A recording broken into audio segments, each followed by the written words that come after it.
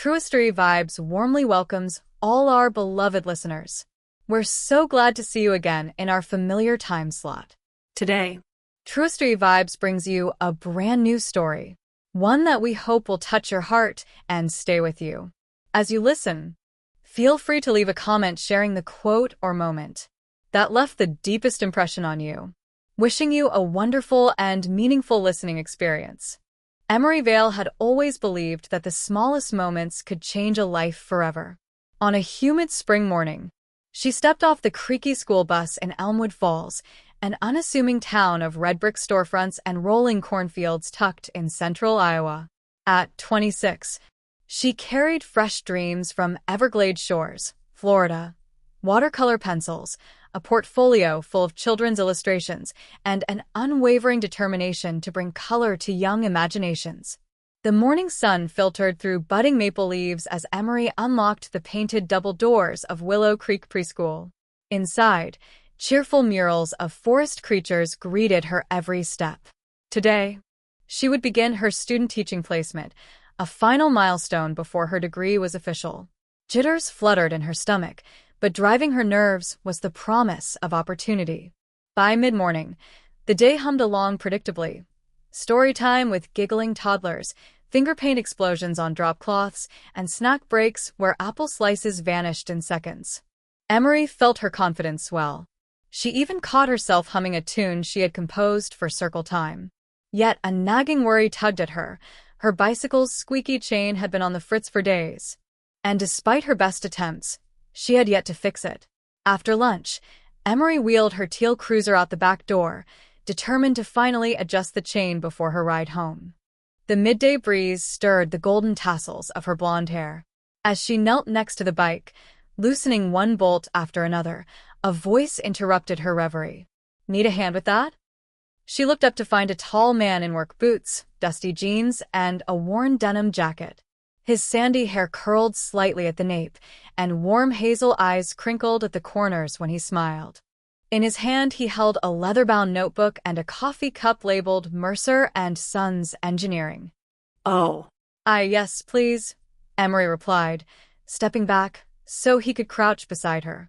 She peered over his shoulder as he expertly realigned the chain on the rear sprocket. "I'm Dawson," he said, tightening the final bolt and testing the pedal. "Dawson Mercer. I'm here overseeing the bridge repair down the road. Saw your bike wobbling and figured you could use some help." Emory brushed a strand of hair behind her ear. "I'm Emory Vale, student teacher." "Thank you. My chain's been acting up since I moved here." She paused, realizing how ordinary it sounded. "Actually, since I left Florida." "Well, welcome to Elmwood Falls," Dawson said, handing her a travel mug of steaming coffee. "You're tenacious to ride a bike through these winds." "I grew up here. Never get used to hot summers." He cocked an eyebrow. "Coffee should help with the heat." "And the chain." They shared a laugh, and in that moment, Emory noticed the way light danced on his guitar case, leaning against a nearby fence post. She pointed. "You play?" "Yeah," he grinned. "When I'm not measuring steel beams or arguing with county supervisors." He shrugged. "Helps keep me sane. Music and making things, guess I'm wired that way." A sudden gust of breeze carried distant laughter from the preschool yard. Emory closed her eyes, inhaling the scent of fresh earth and coffee. Two simple things that, in that instant, felt like the start of something new. "Would you mind if I tried it out?" Dawson asked, nodding toward her bicycle. "Be my guest." He pedaled forward, the chain humming smoothly under his direction. He circled back, tapping the brakes with a practice flick. "Good as new." Emory's heart fluttered unexpectedly. She hadn't planned to linger. Yet she found herself unconsciously matching his smile. "I owe you one." "Promise I'll collect," Dawson replied, warm confidence in his tone. "Maybe you can show me your artwork sometime. I've been meaning to support a local artist." Her cheeks warmed. deal. Before she could think of a response, the school bell rang, echoing through the playground. Dawson glanced at his watch. "Gotta run, morning meeting with the county in 15. Good luck with teaching." He extended his hand. It was solid and steady. "Thanks, Dawson Mercer." Emory studied his face. "See you around, Mr. Mercer." "Call me Dawson," he laughed gently. "And, Emory, this town could use more color. I'll catch you later." As he walked away, guitar case slung over his shoulder, Emory realized her morning commute had become infinitely more interesting.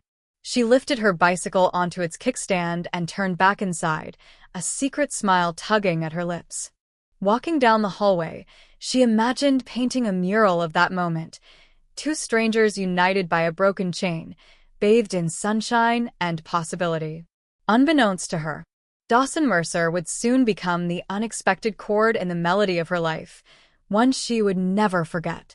And so, in the small town of Elmwood Falls, on an ordinary Wednesday, a simple act of kindness set a story in motion, one that would test their hearts, reshape their worlds, and ultimately define their destinies. That morning, amid the soft chaos of preschool laughter and the earthy scent of spring, destiny had quietly knocked, and both Emory and Dawson answered. Over the next few weeks, Elmwood Falls seemed to hum with possibility each time Emory Vale pedaled her teal bicycle toward Willow Creek Preschool. The morning air carried the sweet scent of budding wildflowers, and at every turn she half expected to hear the echo of Dawson Mercer's guitar drifting on the breeze. Their friendship took root almost organically. One crisp Tuesday afternoon, Emory found herself sketching woodland creatures with a handful of preschoolers when a familiar silhouette appeared at the window. Dawson leaned casually against the frame, guitar case in hand, and a shy grin playing across his face. "Thought you might need a break," he said, stepping inside. In his other hand, he held a paper cup of locally roasted espresso, Eliza's roast, the best in Everglade shores. Emory's eyes lit up. "You bring caffeine better than anyone I know," she teased, accepting the mug. He chuckled and settled on the tiny plastic chair beside her. As the toddlers chased each other in a joyous swirl of primary-colored socks, Emory and Dawson talked of everything from favorite childhood cartoons to dream travel destinations. In the glow of that shared coffee break, she caught herself tucking a loose strand of hair behind her ear, suddenly self-conscious and entirely thrilled. By Thursday, Dawson had invited Emory to join him on a Saturday morning hike along the winding trails of Elmwood Falls Preserve. She arrived at dawn, wrapped in a soft cardigan and clutching her sketchbook. Dawson greeted her with a warm wave, then handed her a steaming thermos of sweetened hot chocolate. They wandered beneath towering oaks, the forest floor dappled with sunlight. Dawson pointed out wild violets and taught Emory to recognize the call of a red-winged blackbird.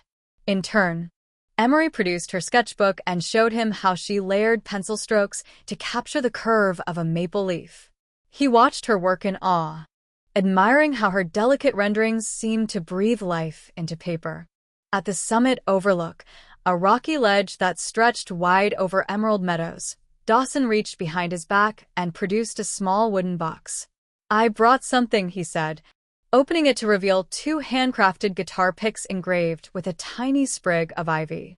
"For your art," he explained, "so you'll always remember our hike." Tears pricked Emory's eyes. She slipped a pick into her pocket and threw her arms around him. In that moment, the distance between Florida and Iowa, the leap she'd taken to begin her teaching career, felt like a choice she would happily make 1,000 times over. Their next dates unfolded like chapters in a beloved novel. At Elmwood Falls Summer Festival, they danced beneath strands of fairy lights to a local bluegrass band. Emory's laughter rang out as Dawson twirled her past hay bales and painted signs. They shared a funnel cake dusted with powdered sugar, sticky fingers brushing, cheeks flushed. A week later, Emory invited Dawson to a gallery opening in Everglade shores. Standing before one of her murals, a sweeping scene of children playing in a sunlit grove, she felt proud and nervous. But Dawson simply squeezed her hand and pointed out how the dappled light in her painting echoed the way it danced through the preschool windows. "You capture joy," he said softly. "It's why I asked you out in the first place." Later that evening, beneath a canopy of palm fronds, they walked barefoot on soft sand. Dawson stopped at the water's edge, turned to Emory, and brushed a salty curl from her forehead. I've never been so sure of anything, he confessed. You make me want to build more than bridges. You make me want to build a life. Her heart soared like a song. The moonlight flickered on gentle waves as she leaned in and kissed him, lips warm and sweet like the promise of everything to come. Back in Elmwood Falls, autumn arrived in a swirl of crimson and gold. Emory and Dawson spent weekends picking apples at Mercer Orchards, Dawson's family farm, and concocted recipes for spice cider and caramel-dipped apples. In the kitchen of the Mercer farmhouse, they cooked side by side, Emory carefully sprinkling fresh herbs into a simmering pot, while Dawson chopped firewood to fuel the stove. One evening, as they sat on the porch steps clutching mugs of cider, Emory whispered, "I never imagined I'd feel so at home here." Dawson nodded, eyes reflecting the flicker of the porch light. "Home isn't a place," he said. "It's who you're with." She rested her head on his shoulder, listening to the distant call of nightjars across the orchard. The air smelled of fallen leaves and possibility. By Halloween, friends and neighbors watched their relationship blossom with delight. At the town carnival, Emory dressed as a whimsical forest fairy, complete with a crown of autumn leaves, while Dawson wore lumberjack flannel and carried a hand-carved pumpkin lantern. They bobbed for apples, shared sticky candy apples, and laughed until their sides ached. When winter crept in, icicles dangling from barn eaves and the smell of pine in the marketplace, they took refuge in cozy movie nights by the fireplace. Emory introduced Dawson to her favorite childhood classic, The Princess Bride, and he introduced her to A Charlie Brown Christmas. She sketched scenes from the films on scrap paper, and he strummed along on his guitar, improvising gentle melodies. On the eve of New Year's, Dawson surprised Emory with a private concert at the Elmwood gazebo, festooned with white lights and evergreen garlands. Snow fell softly as he played an original love song he'd written for her, lyrics about broken chains being mended, hands held through storms, and the unwavering light of true partnership. When the final note faded, Emory blinked back tears. As the crowd erupted in applause, Dawson knelt on one knee, producing a small velvet box. Inside lay an intricately carved ring of intertwined ivy and oak leaves.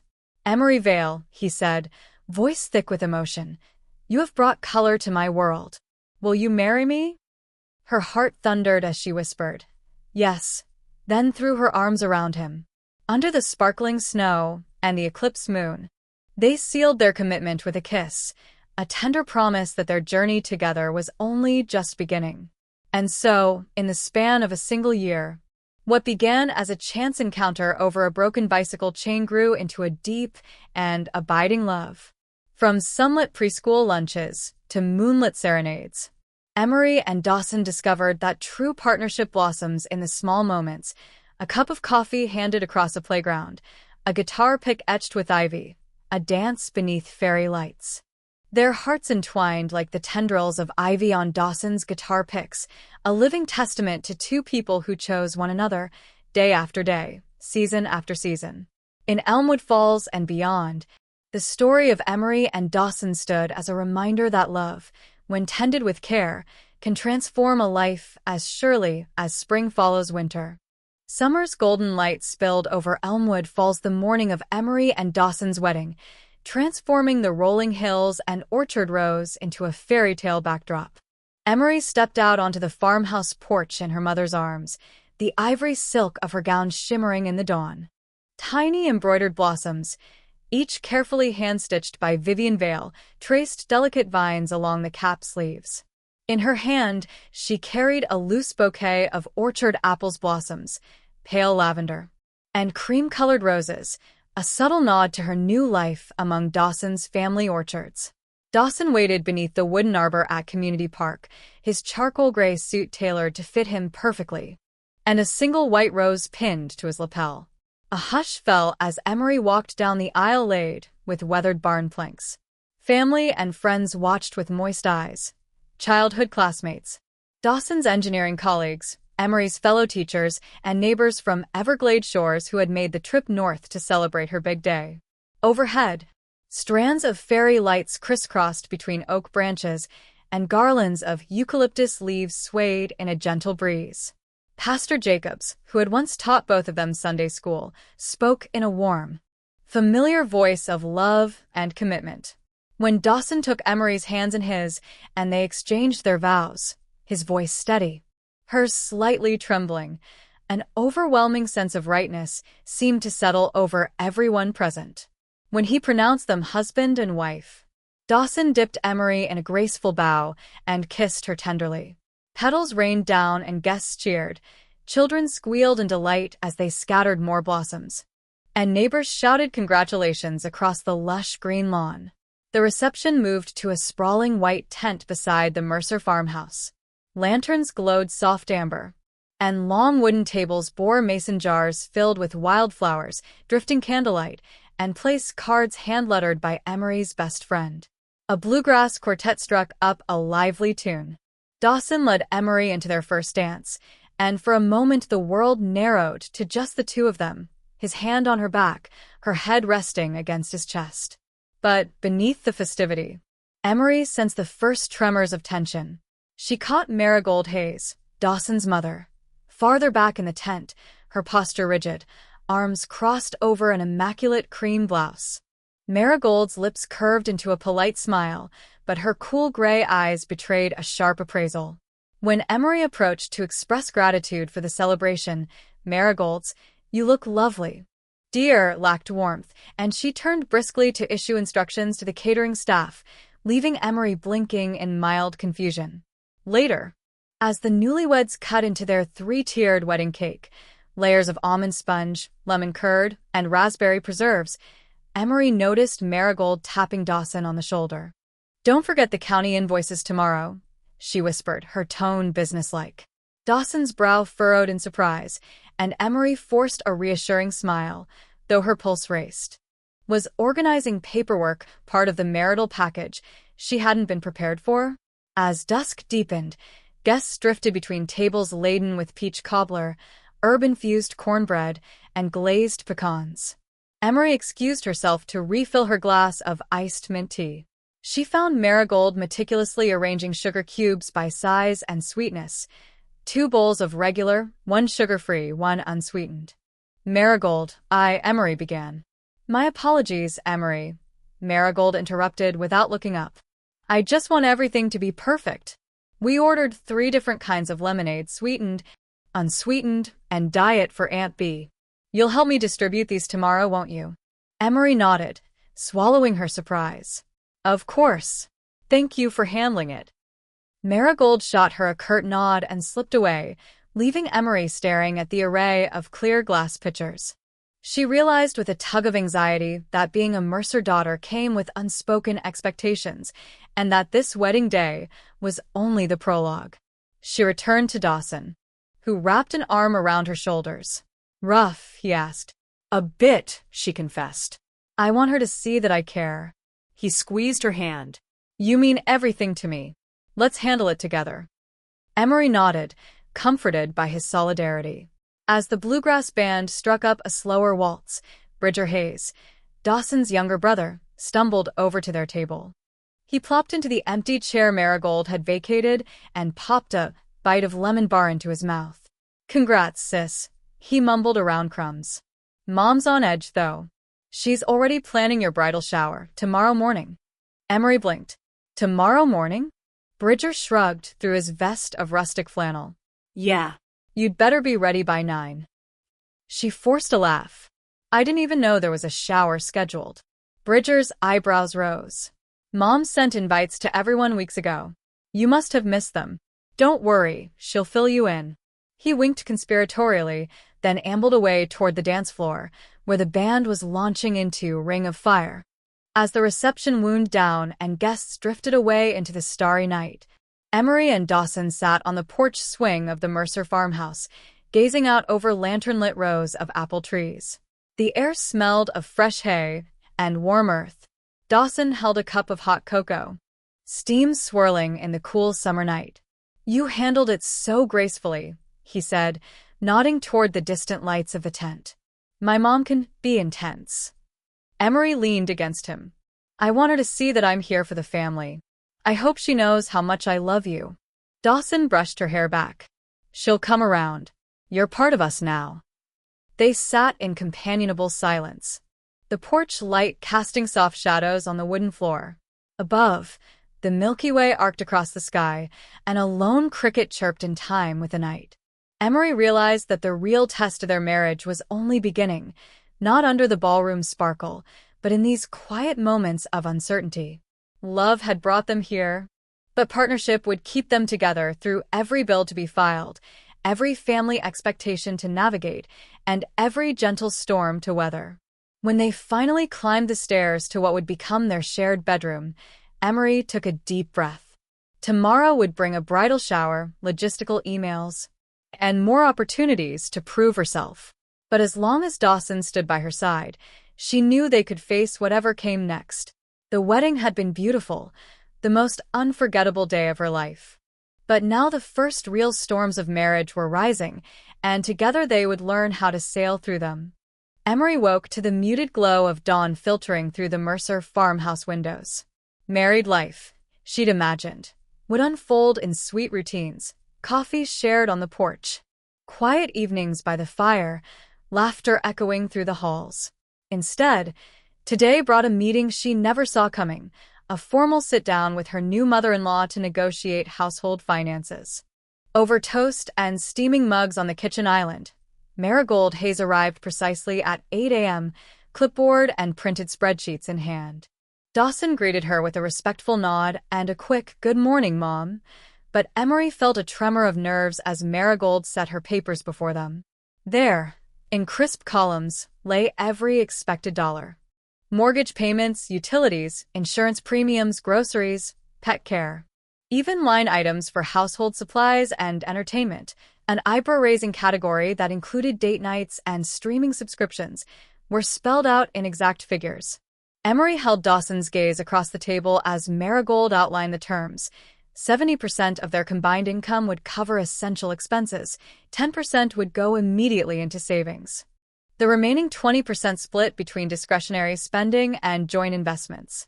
The numbers were logical, even prudent, but the formality of it, the tick-tick of pencils, the tap of Marigold's pen, filled Emory with unexpected frustration.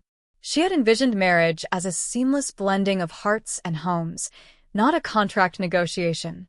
When Marigold paused to let them digest the totals, Emory cleared her throat. "I understand the importance of planning," she began, voice steady. "But some of my expenses, like organic produce for school lunches or art supplies for my preschool mural project, don't fit neatly into these categories." Marigold's cool gaze flicked up.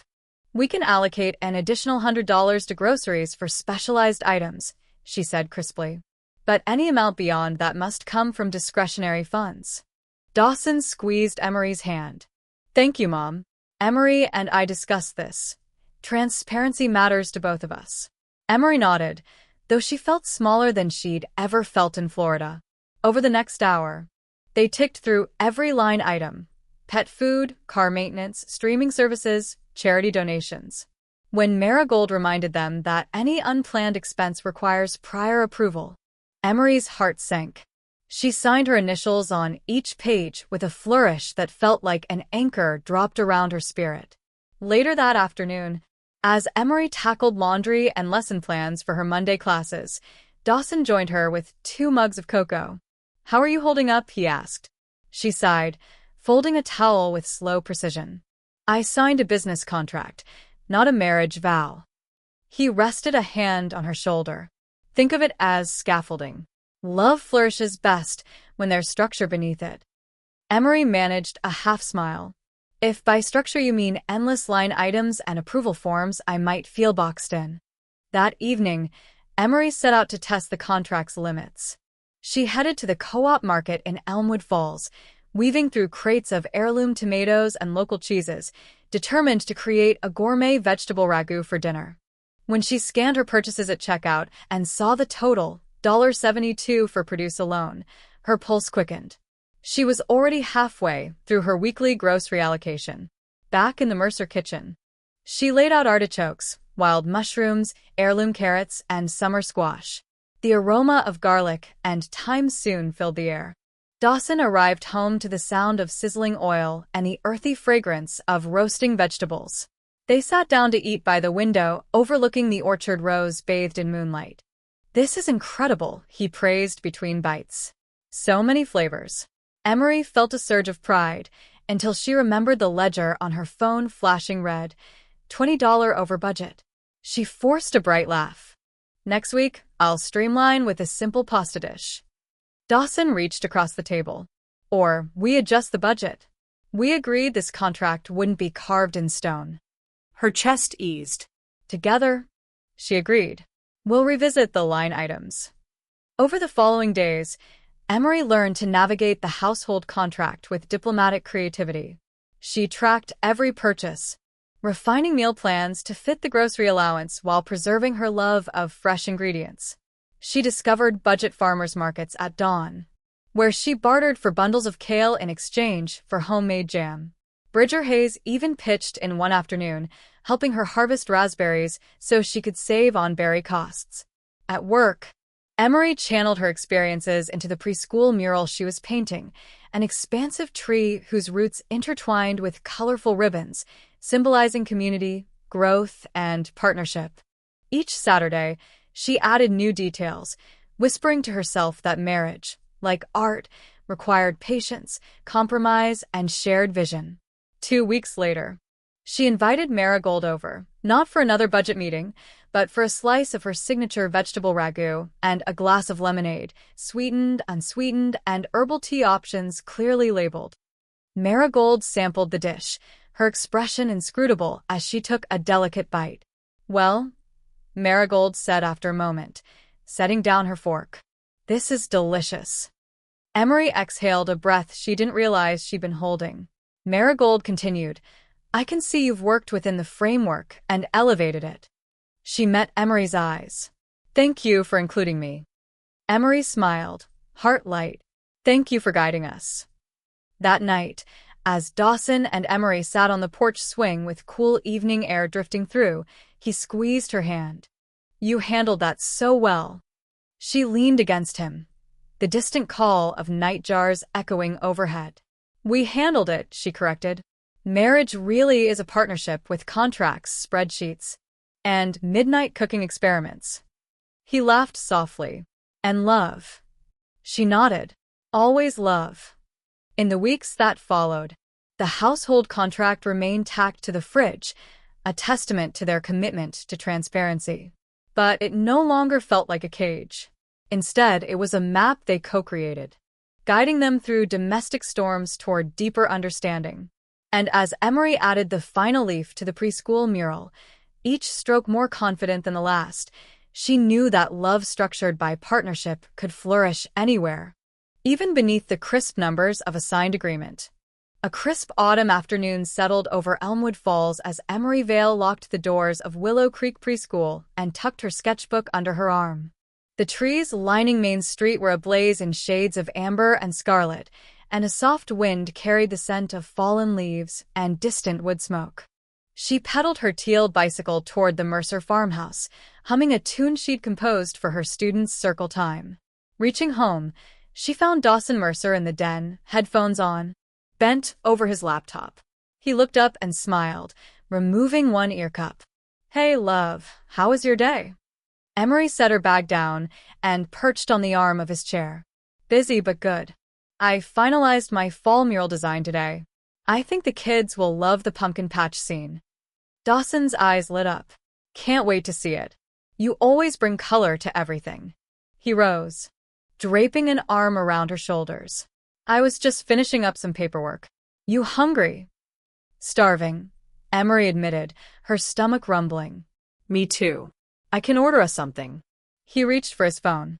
"Actually," Emory said, "I picked up fresh squash at the farmer's market. How about roasted squash with sage?" Dawson's smile deepened. "Perfect. I'll preheat the oven." As she gathered ingredients, her phone buzzed on the counter. A text preview from Bridger Hayes. "Hey bro, did you see Emory talking to that guy outside August's Cafe?" Emory frowned. She didn't recognize the cafe reference. There was no August's Cafe in Elmwood Falls. Bridger's message puzzled her. She tapped on it, but the rest of the text was cut off. Mens latte. Dawson called from the kitchen. Squash is in. Want a glass of wine? She tucked her phone into her pocket, but her heart pounded. Something about Bridger's text fell off, like a half-spiral of worry tugging her mind. She shook it off and joined Dawson at the counter, enjoying the comforting routine of dicing vegetables and stirring olive oil. Dinner was warm and fragrant, the roasted squash tender and sweet. They ate in companionable silence, punctuated only by the crackle of the fireplace and the occasional clink of cutlery. After clearing the dishes, Emory excused herself to take Daisy, their golden retriever, for an evening walk. The crisp air stung her cheeks as she strolled past the Mercer orchards. The moon, pale and watchful, hung low in the sky. She let Daisy off the leash at the pasture's edge, watching her scamper through tall grass. When she turned to head home, a figure emerged from the shadow of the barn, tall, dark-haired, carrying a messenger bag. He approached with easy confidence. "Emory?" The man's voice was warm and familiar, yet unfamiliar. He stepped into the lamplight, revealing a friendly face with expressive hazel eyes. She took a startled step back. "Can I help you?" "I'm August Jordan," he said gently. "I'm a parent at the preschool. I saw your work with the kids today and wanted to thank you in person." Emory blinked. "Oh." "I'm so sorry. I thought you were someone else." Her pulse quickened, both by surprise and a flush of guilt. He laughed softly. "No worries. I just wanted to introduce myself. I run the cafe downtown, August Hearth. I'd love to show you some of our new seasonal pastries, if you're free tomorrow." She managed a tight smile. "Thank you, but I'm married. My husband lives here." He nodded, genuine in his tone. "Of course. Well, I appreciate your art in the classroom. See you Monday." She gave a grateful nod and hurried home, mind racing. That evening, as she recounted the encounter to Dawson, her voice was light. But Dawson's jaw clenched as he looked down at his untouched cup of tea. "You talked to someone named August Jordan?" he asked quietly. "Yeah," Emory said. "He's a parent. He just said thanks." Dawson was silent for a heartbeat longer, then felt comfortable. Then he stood abruptly. "I need some air." Alarm flickered in Emory's chest. "Dawson." He grabbed his jacket and strode from the room, leaving Emory alone with a swirl of unease. She found him on the porch swing, shoulders hunched, eyes fixed on the orchard rows. "Hey," she said softly, joining him. He didn't look at her. "Why didn't you tell me about this parent?" "Because there was nothing to tell," she replied, chest tightening. He stopped to say thanks. "That's it." Dawson's voice wavered. "I saw the text from Bridger. Emory talking to that guy outside August's cafe. Why didn't you mention it?" Emory's brow furrowed. "I didn't bring it up because I thought it was some prank. I've never heard of August's cafe." His gaze snapped to hers, dark with hurt. "So, you don't speak to strangers? You just welcome them into our yard." Her heart stung. "I said hello." He was polite. "Dawson, nothing happened." He stood, pace suddenly sharp. "I don't like being left out." Tears blurred Emory's vision. "I'm right here. I didn't hide anything. You assumed." A gust rattled the swing. Dawson ran a hand through his hair. "I'm sorry, I felt jealous." Emory's anger melted into relief. She reached for his hand. "I understand, but I need you to trust me." He closed his eyes, voice low. "I do. I will." They stood in companionable silence, the night cradling their shaky truce. The next morning, Emory awoke to Dawson making coffee. He handed her a mug and a small slip of paper. On it he'd written, "Forgive me, let's talk." Tears welled in her eyes as she fell into his arms. In the gentle light of dawn, their first true test of jealousy had been met, not with anger, but with honesty.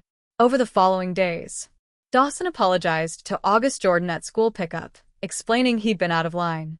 August smiled with genuine warmth, easing the tension. Bridger teased Dawson good-naturedly. Don't worry, bro. She's not leaving you for a cafe owner. And the Mercer brothers shared a laugh.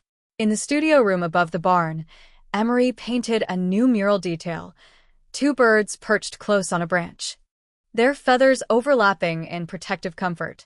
She painted one bird's wings slightly open, as if sheltering the other from the wind. That afternoon, she presented the sketch to Dawson. "Our first storm," she said, tracing the wing with her fingertip. He smiled, eyes soft. "And how we rose above it, together." Emory nodded, heart full. Their marriage, she realized, would be rich with unexpected brushstrokes, moments of tension as vivid as their joy. But in acknowledging jealousy, they'd added a new layer of trust, deepening the masterpiece they were creating together. Emory Vale brushed a loose strand of hair behind her ear as she stepped out of Dawson's car beneath the glittering marquee lights of Elmwood Falls High School. The courtyard was alive with laughter and music, a swing band playing classics like It Had to Be You and Moon Glow. Banquet tables lined the perimeter, laden with mini beef Wellingtons, goat cheese crostini, and decadent chocolate tarts. Tonight was Principal Caldwell's retirement celebration, and the entire community had gathered to honor 30 years of dedication. Emory, in a deep emerald slip dress, and Dawson, in a tailored navy blazer, stepped hand in hand into the warm glow of festivities. Inside the high-ceilinged hall, the air was thick with applause and toast clinks. Emory greeted former colleagues, Miss Perkins from second grade with her bright teal scarf, Mr. Hollis from the art department who still wore paint flecks on his coat, and a dozen parents who praised her work on the preschool literacy corner. Dawson introduced her to groups of engineers and city council members who complimented his role in the recent bridge renovation, and she felt a swell of pride to stand by his side. After the speeches, the band launched into My Girl, and in a rippling surge of activity, couples formed on the dance floor. Dawson extended his hand. "May I?" he asked, eyes warm and playful. Emory laughed and placed her hand in his, allowing him to guide her onto the hardwood floor. As the first chord sounded, she felt as though every moment since their chance bicycle meeting had led to this dance. She smiled up at him, grateful for their deepening connection. Mens latte. A familiar face appeared beside her. Marcus Bailey, a tall, bespectacled former middle school art teacher who had transferred districts that year. He offered her a plate of truffle arancini and complimented her emerald dress. "You look radiant," he said, "but I can't take credit. Dawson's the lucky guy." His voice was friendly, warm with genuine affection. Emory thanked him, setting the plate aside to preserve the illusion of propriety. They exchanged brief pleasantries about the new art supplies grant she'd secured, and Emory felt comfortable in the camaraderie of a fellow educator. She drifted back toward Dawson, weaving between clusters of guests, only to lightly collide with another man stepping around the party tent's edge. Startled, she steadied herself and realized the stranger carried a leather messenger bag and wore a coffee-stained apron emblazoned with the logo, August's Hearth. His hazel eyes were immediately apologetic. "I'm so sorry," Emory exclaimed. "I didn't see you there." He smiled. "No problem. Emory Vale? I'm August Jordan. I run the cafe downtown. I came by to leave pastries for Principal Caldwell." He held out a small box of seasonal maple cinnamon scones. Emory recognized his name from their earlier encounter at the preschool. "Thank you," she said, taking the box. "That's very thoughtful." They exchanged a few friendly words about the cafe's new autumn menu, and Emory offered a quick apology to Dawson before introducing them both. "Emory danced with Marcus," Dawson noted, voice even but distant. Emory frowned. "Yes, he's a friend and colleague." "We didn't." Dawson cut her off with a gentle but firm grip on her elbow. "Let's step outside for a moment." Without waiting for a reply, he guided her through a side door into the crisp evening air. The courtyard lights glowed behind them, but in the cool darkness, September stars shone bright. Emory's pulse quickened as Dawson turned to face her, his posture tense. "Why are you dancing with Marcus? And then chatting with August? Is there something I should know?" Her brow furrowed. "There's nothing more than professional courtesy." Marcus taught art. He congratulated me on the preschool mural. August dropped off scones. That's it. He ran a hand through his hair, already flecked with silver, a sign of the stress he carried as chief engineer for the county. But I saw a photo Bridger sent me. Made it look like you and Marcus were cozy. Emory's stomach lurched. Photos can be misleading. I danced with Marcus in a group. It wasn't intimate. Dawson's gaze darted upward, toward the band still playing inside. I feel like I keep getting blindsided, he said, voice low and hurt. First school fundraiser photos, then this gala. Every time, I see you with another man, and my heart twists. Emory placed her hands on his arms, heart breaking at his distress. I'm sorry you feel that way. I love you, only you. These are innocent encounters.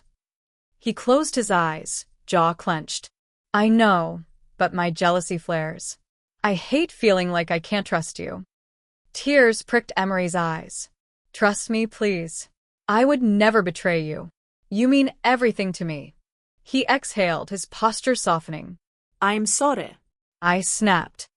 She reached up and placed a hand over his heart. Thank you for telling me. I need you to have faith in us. If you doubt, talk to me before assuming. The distant swing of trumpets and saxophones drifted through the open doorway. Emory inhaled the crisp night air. We can move forward, together. He nodded, pulling her close. Together. They lingered under the stars, holding each other as the tension eased. Inside, the band began a slow ballad, and Dawson offered Emory his hand. She smiled and allowed him to lead her back into the warmth of the celebration, their steps in harmony. Afterwards, as they walked arm in arm toward the Mercer farmhouse, Emory replayed their conversation in her mind. She resolved to clarify every social encounter, introduce Dawson first, set expectations, and guard their unity. Dawson, on his part, vowed to manage his jealousy, to communicate his fears rather than retreat in silence. That night, by the fire in their shared den, Emory poured them each a cup of hot cocoa. She pulled out her sketchbook and drew two intertwined branches sheltering a single nest, her symbol of their marriage's resilience. Dawson watched over her shoulder, his expression turning tender. This is beautiful, he whispered. It's like us, two lives growing together. She handed him the sketch. A reminder. Storms will come, but our roots run deep. He kissed her temple. Our second storm, navigated. Emory smiled, resting her head on his shoulder. Outside, the night wind rustled through orchard leaves, heralding the coming winter. Inside, they sipped cocoa and planned tomorrow, a day defined not by jealousy or misunderstanding, but by mutual respect, clear communication, and the promise of many more dances beneath life's grand chandelier. Winter's first snow had dusted the Mercer farmhouse roof and orchard trees with delicate white, turning Elmwood Falls into a silent wonderland. Inside, though, tension simmered beneath the holiday decor. Emory Vale had tried to keep the peace, inviting Marigold Haze over for Christmas cookies and cranberry punch, and even tolerating Bridger's smirking jibes. She had hoped that goodwill and gingerbread could repair the fissures that had formed in her marriage. But that very morning, Emory discovered a group text from Bridger to Dawson that shattered her last reserves of patience. In one message, he'd attached a photo taken deceptively at the preschool parent-teacher conference. Emory standing close to August Jordan, her hand resting on his forearm as he pointed out a book on the shelf. Though she had smiled politely and said thank you, the image made it appear intimate. Bridger's caption read, "Guess Emory's got a new best friend." When Dawson confronted her, his voice trembled between anger and heartbreak. "Why won't you admit you're hiding things from me?" he demanded, jabbing at the photo. Emory's protests that nothing untoward had happened fell on ears bruised by jealousy. She stormed out to the snow-dusted porch, where Dawson followed, chanting, "Just tell me the truth." She did tell the truth, that August had been a concerned parent, nothing more, that she had thanked him for a classroom donation, that Bridger had taken a harmless gesture out of context. But Dawson would not hear reason. He accused her of betrayal, leaving her cheeks stained with tears and her heart pounding with disbelief.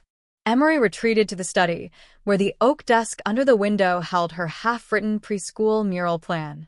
She took a deep breath and wrote August Jordan an email. "Thank you for your donation.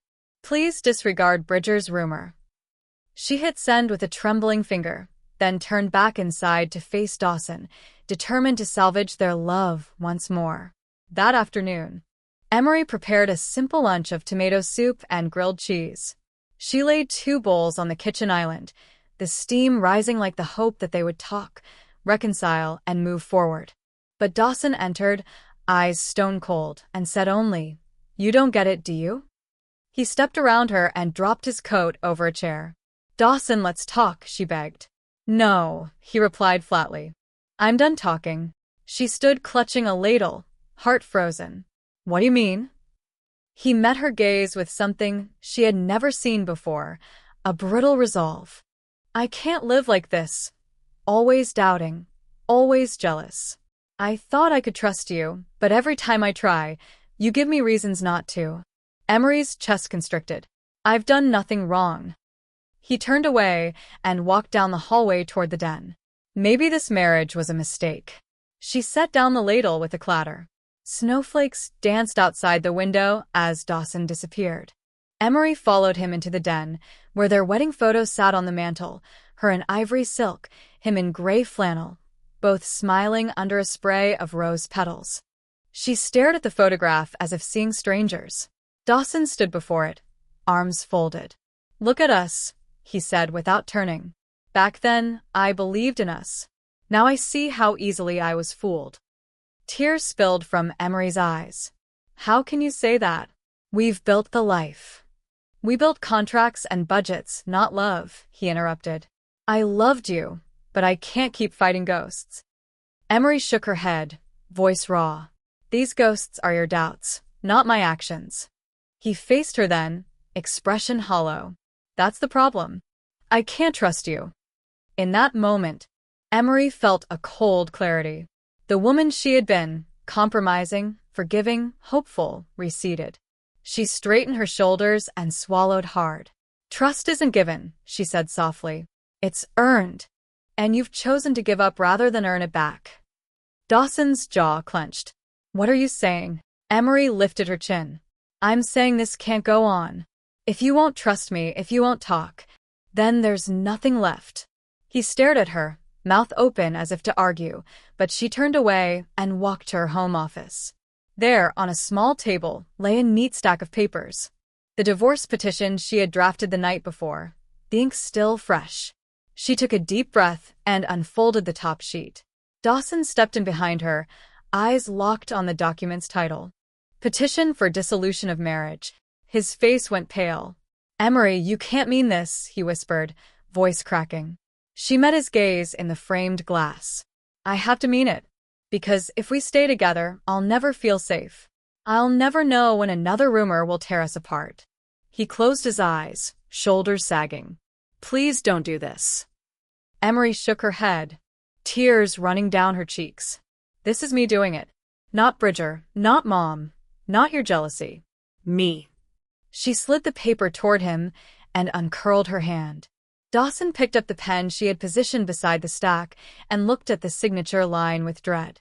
His reflection in the desk lamp trembled as his trembling hand dipped the pen to the paper. With a single stroke, he scrawled his name. The lamp's glow flickered over the ink, sealing their fate. Emory closed her eyes and exhaled. She shook the pen free and set it down. Dawson sank into the chair behind her, head in his hands. After a moment, he lifted his head, eyes red-rimmed. "I'm so sorry," he choked out. "I'm sorry I broke us." Emory's tears slowed. "I'm sorry you never felt you could trust me. That's on you."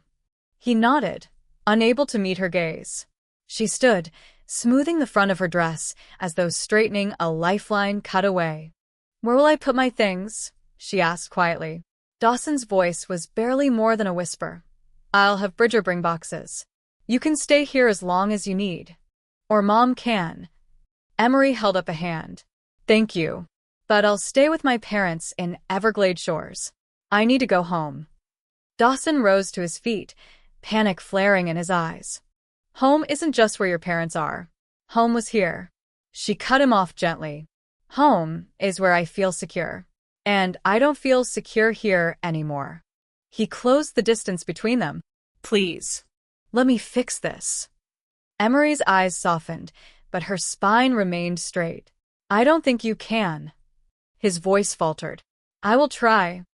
She pressed a hand to his chest and felt his heart hammering beneath her palm. I hope you do. For you. Then she turned and walked from the den, out into the snow-dusted courtyard. She paused beneath the glow of the porch lamp, inhaling the cold night air. Dawson appeared at the doorway, wrapped in his coat, watching her. Their eyes met for a long, silent moment, two souls adrift. Finally, Emory glanced down at her feet and began to walk toward the road. Each step crunched on the fresh snow, and with each crunch, she felt the weight lifting from her heart.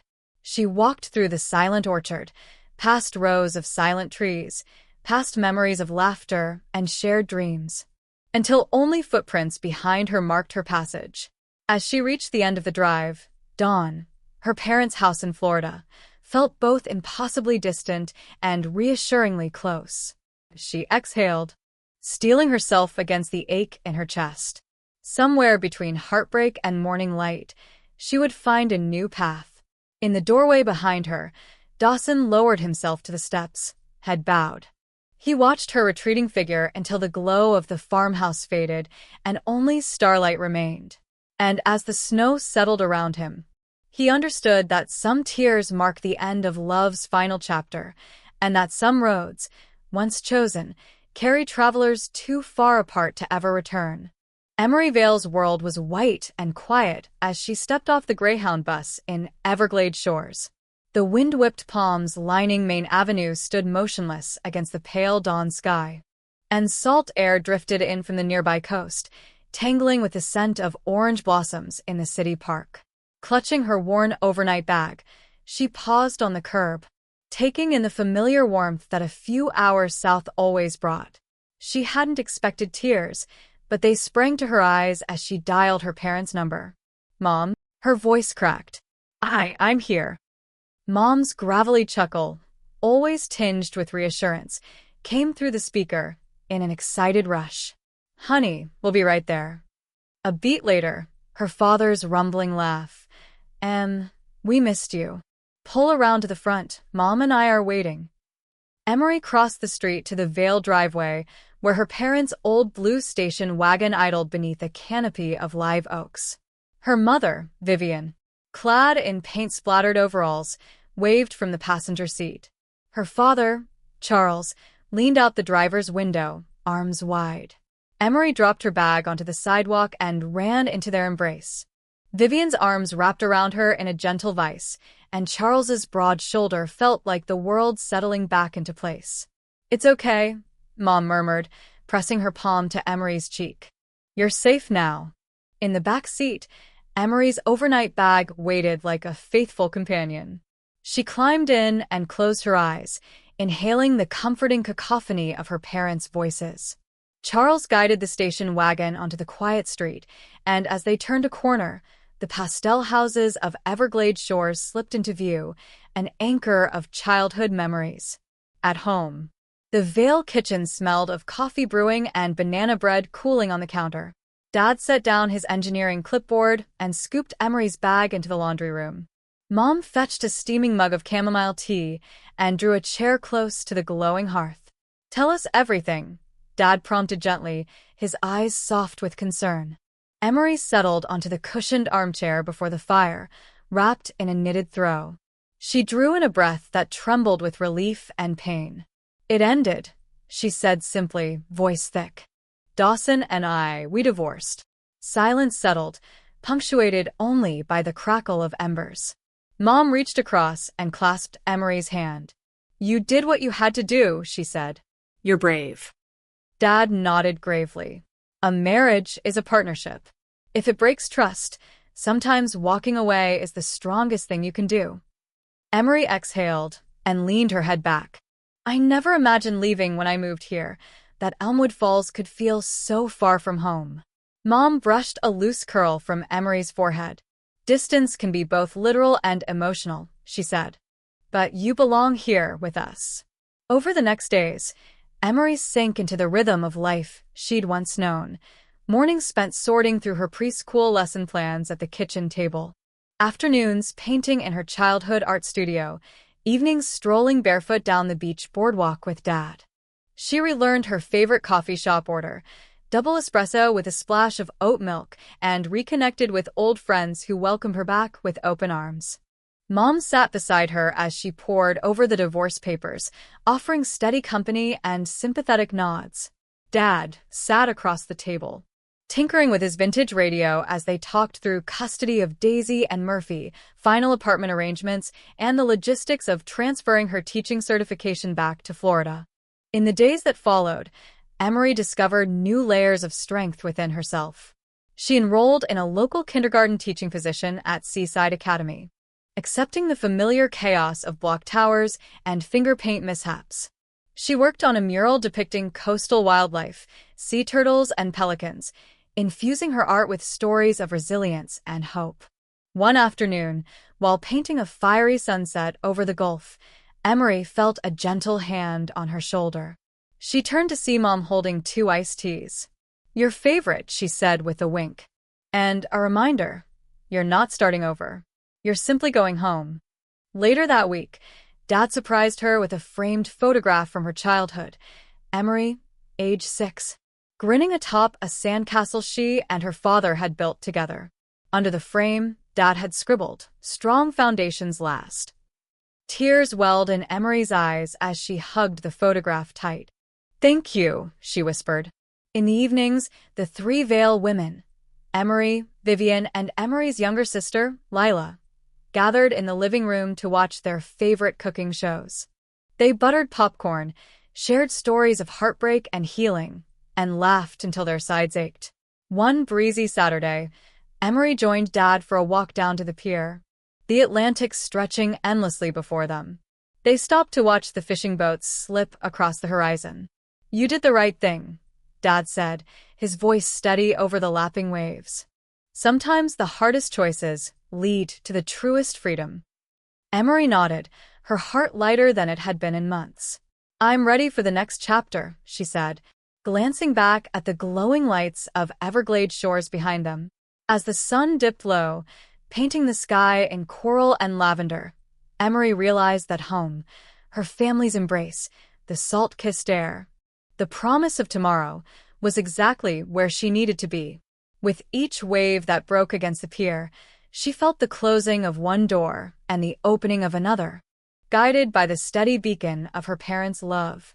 Dawson Mercer's tires crunched over the gravel driveway as he steered his worn pickup truck beneath the warm glow of the Vale family porch light. Fatigue weighed his eyelids down, but adrenaline and dread buzzed through his veins, keeping him alert.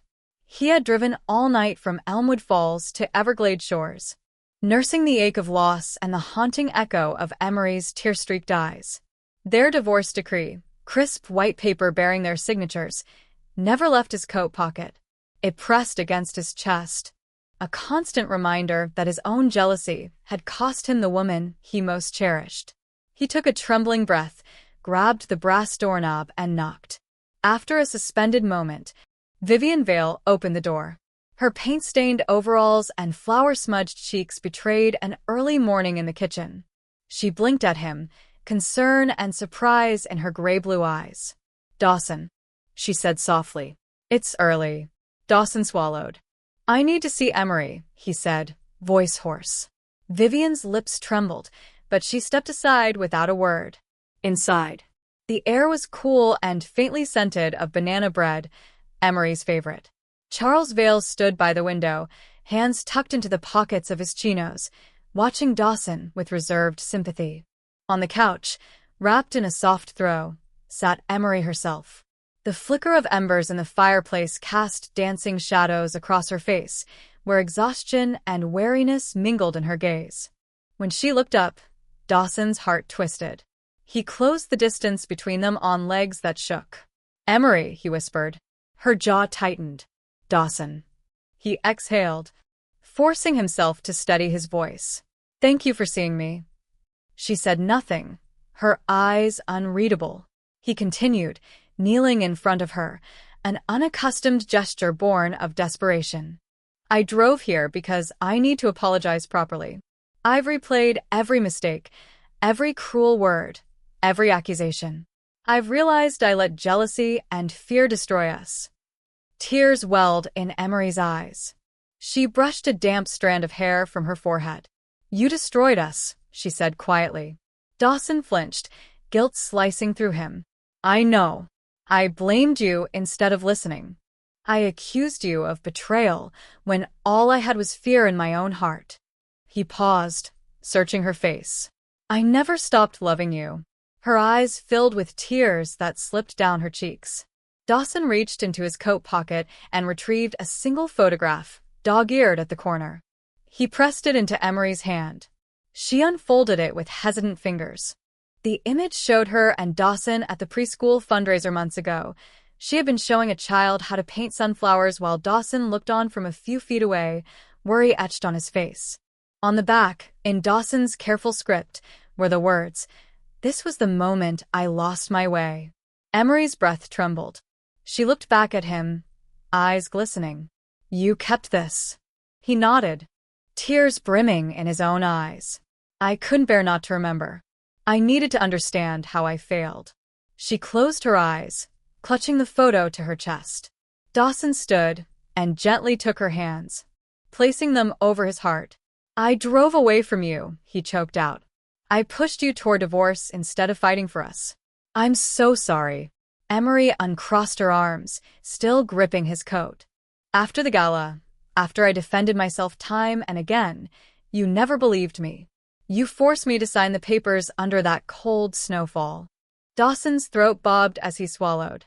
He took a breath and spoke quickly, words tumbling out. "I saw the text Bridger sent, with that photo of you and August, then the one at the gala. I panicked. I thought I was losing you. My insecurities took over. I lashed out, demanded proof, shut you out. I was a fool." Her tears fell silently. She bit her lip. "I felt so alone. I begged you to let me explain. But you wouldn't listen." He nodded, eyes fixed on the floor. "I should have listened. I let fear overrule love. I wanted to protect what we had, but I ended up destroying it." Emory closed her eyes. After a moment she opened them, meeting Dawson's gaze. Dawn's first light filtered through the lace curtains. She reached up and touched his cheek. "I need to know you've truly changed," she whispered. Dawson braced himself. "I have. I'll spend the rest of my life proving it if you'll let me. I'll go to counseling, admit my faults, build trust step by step. I'll never doubt you again." Her voice trembled as she spoke. Trust was shattered. "I can't promise we'll fix it. No one can promise that, but I'm willing to try. If you truly mean everything you say." Relief and hope flooded Dawson's face. He pressed a gentle kiss to her temple. "I mean it. Every word." Emory inhaled, leaning into his embrace as the fireplace's warmth wrapped around them. In that quiet dawn, two wounded hearts touched and dared to hope again. Charles Vale stepped forward, offering Dawson a compassionate nod. "Welcome back," he said softly. Vivian joined them, placing a hand on Emory's shoulder. "We'll help however we can," she added. Dawson looked at Emory, gratitude shining in his eyes. "Thank you for giving me this chance." Emory returned his gaze, tears of cautious optimism glistening. "Let's begin," she said. Outside. Everglade shores awakened to a new day. Inside, two souls stood on the threshold of healing, bound by remorse, love, and the fragile promise of rebuilding what had once been broken. Emory Vale stood alone in the soft glow of the Willow Creek Gallery, her breath catching as she surveyed the space.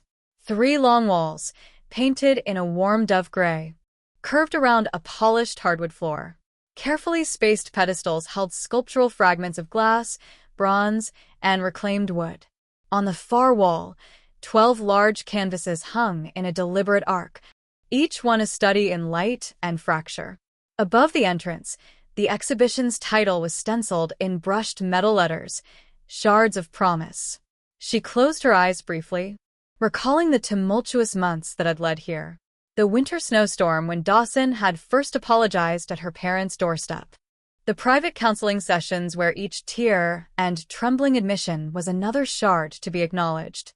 The long evenings in the barn studio, where she had pored over sketches by kerosene lamp, layering paint to capture both vulnerability and resilience. Every fragment in this gallery represented a moment of pain turned to purpose, a crack through which new light could shine. The first canvas, Fracture Eye, depicted a single shard of glass hovering against a muted wash of pale blue. Its edges were jagged, rendered in silver leaf that caught the overhead lights with a harsh brilliance.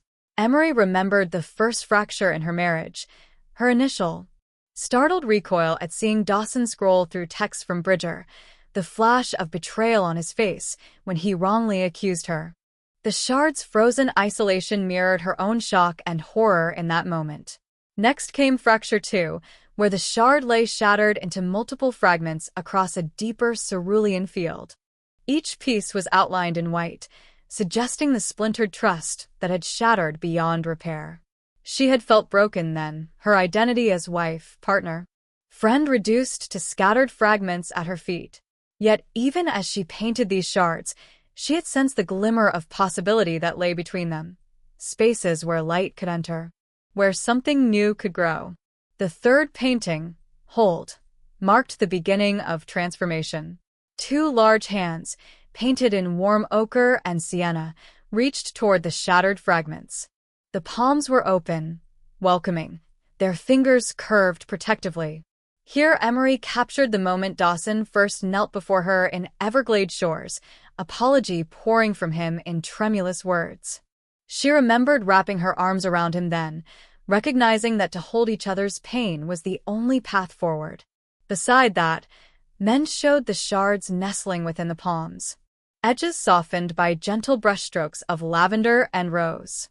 Fine gold lines traced delicate veins along the glass, reminiscent of kintsugi, the Japanese art of repairing broken pottery with lacquer dusted in gold. In that painting, Emory honored both the beauty in scars and the alchemy of healing. The exhibit's centerpiece was a triptych, Bloom, divided into 3 panels: root, stem, and flower. In root, twisting tendrils grew from the held shards into a tangle of corded vines, anchoring the broken pieces firmly. Stem depicted a robust stalk rising upward, studded with tiny leaves of emerald and jade. Flower burst in a riot of petals, sunny marigold, soft alabaster, deep cerise, each bloom crowned atop the glass shards. The transformation was complete, destruction giving birth to life. Emory's heart swelled as Dawson Mercer entered quietly behind her. He wore a charcoal gray blazer and slate blue tie. In his hand, he held a single white rose. His presence felt like the final brushstroke on her largest canvas. He stepped beside her and swept a hand toward the display. "It's breathtaking," he whispered, voice hushed with reverence. "You've created a testament to endurance." She nodded, tears pricking her eyes. "I wanted to show that even in our deepest fractures, there's the seed of strength." She glanced at the photograph pinned beside Fracture Eye, a Polaroid of them laughing beside their battered bicycles on that first chance morning in Elmwood Falls. Tacked below was her handwritten note: "Every story begins with a spark." Dawson brushed a thumb over her hand. "Thank you for telling our story." A gentle murmur rose as guests began to arrive. Fellow educators who'd supported her during her divorce, art patrons who'd contributed to the gallery, and townspeople curious to witness her new work. Marigold Hayes, Dawson's mother, arrived with Bridger Hayes. Marigold offered a polite nod. Bridger gave Emory a shy, respectful wave. Their presence reminded Emory how far each of them had come from suspicion and strife. Emory tapped a small wooden podium beneath a framed sign, "Shards of Promise," an opening address. The room hushed. She inhaled deeply, her voice steady. "Thank you all for being here this evening. When I began this journey, my heart felt irreparably broken. I had believed that a fracture could only lead to ruin, but life and art have taught me otherwise. Each shard in this gallery represents a moment of pain, a place where trust was shattered. Yet between those fragments lies potential. Light can enter, love can grow, and beauty can emerge. She paused, eyes flicking to Dawson. They shared a small smile. Above the triptych bloom, she continued, "This exhibit is dedicated not only to my own story, but to every person who has faced despair and chosen to hope again. To those who have held the fragile pieces of their lives together and found the courage to rebuild." Applause rippled through the gallery as she stepped back and Dawson took the microphone. He cleared his throat. "I stand here honored to be part of Emory's life," he said. "Her work reminds me daily that love demands courage. We've weathered storms of doubt, but together we discovered the alchemy of healing. Thank you for witnessing our story." The crowd broke into warm applause. Emory felt a rush of gratitude for each person present: her parents, whose steadfast support had been the bedrock of her new beginnings; her students, whose laughter had coaxed her out of despair; and Dawson, whose contrition and persistence had restored her trust. Guests toured the exhibit, pausing to study each piece. One teacher confided that mend had inspired her to allow her own scarred pottery class to include kintsugi workshops. A local writer marveled at fracture too, noting how the stark isolation of shards spoke to the loneliness of loss. An elderly couple turned to Emory and asked about her process, to which she described long nights, painting by starlight, guided by the belief that every broken thing could find new purpose. Meanwhile, Dawson stood beside her, fielding questions about collaboration and symbolism. He explained how Emory had invited him to share a studio bench, how they'd pored over healing techniques in counseling, and how each painting was the result of months of joint reflection. His words, once so clipped and defensive, now flowed with humility and pride. As the crowd thinned, Emory and Dawson returned to the triptych bloom. They lingered between stem and flower, where the vines curled upward like hopeful arrows. Dawson slipped an arm around her waist and drew her close. "I'm so proud of you," he whispered, "and of us." Emory leaned into his embrace. "This feels like the true beginning." After the gallery closed, they stepped onto a small patio behind the building. A fragrant jasmine vine climbed the walls, white blooms glowing in the moonlight. Emory plucked a blossom and tucked it behind Dawson's ear. "This is our reality now," she said, voice soft with wonder. "Transformation born from trials." He nodded, brushing the flower toward her. "And we'll continue to grow, from our shards, our promises, and our shared dreams." They watched the night sky reveal the first stars, each a distant shard of light in the vast dark. Within them, they felt a kinship, two hearts once broken, now united in purpose and love. Emory closed her eyes, cherishing the scent of jasmine and the warmth of Dawson's presence. The next morning, she returned to her classroom at Seaside Academy, greeted by the enthusiastic chatter of kindergartners. She told them about the exhibit, showing them pictures of bloom, and explained how sometimes the most beautiful things come from pieces that seem lost. The children's eyes widened, and they begged to try their own Promise Shards projects, painting paper fragments and gluing them into mosaic hearts. Simultaneously, Dawson visited the old Elmwood Falls bridge, where he'd first proposed they build a life together. He walked its steel beams at dawn, imagining new safety railings festooned with ivy and fairy lights, and homage to Emory's vines. He jotted notes in his leather-bound journal: community art installation, invitation to Emory, local schools involvement. That afternoon, Emory met him at the restored footbridge.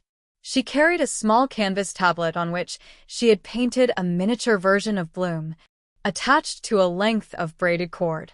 They knelt together by the water, tying the cord to a beam, symbolically anchoring their shared journey. As the tide rolled beneath them, Emory and Dawson sat side by side, legs swinging over the edge. She leaned her head on his shoulder. "Our promise," she murmured. "Forever in bloom." He kissed her temple, the salt-kissed breeze carrying their laughter downstream. In that moment, They knew their story would continue, each chapter a mosaic of trust, hope, and the beauty of new beginnings crafted from every shard of promise they carried. And that brings us to the end of today's story on Truistery Vibes. Don't forget to leave a comment with a quote or moment that touched you the most. Your words give our team the motivation to keep creating more heartfelt stories. Thank you for listening, and we'll see you again soon.